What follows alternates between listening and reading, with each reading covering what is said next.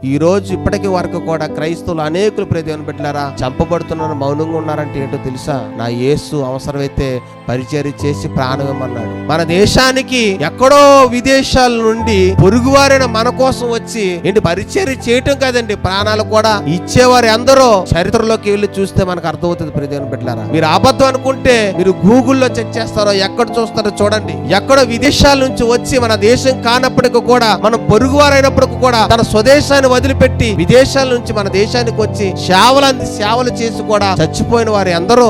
ఎంతమంది పేర్లు చెప్పమంటారు చెప్పండి? ఎందరూ చంపేలే చెప్పండి. చంపారని చెప్పి పిరుకువారిగా పారిపోలేదండి దేవుని బిడ్డలారా, ప్రాణాలు సైతం అర్పించారు. ఈ త్యాగం ఎవరు నేర్పించారు? ప్రభువైన యేసుక్రీస్తు వారు నేర్పించారు. ఇప్పటి వరకు కూడా ఈ సమాజంలో మంచి చేసేవాడిని సమాజం చంపుతానే అంటుంది. ఇప్పటి వరకు కూడా ఆకలితో ఉన్నవాడికి అన్నం పెట్టినందుకు సమాజం చంపుతుంది. పిలిచి ఆకలి ఉన్న వారికి అన్నం పెడితే నువ్వు మతం మారుస్తున్నావు అంటున్నారు.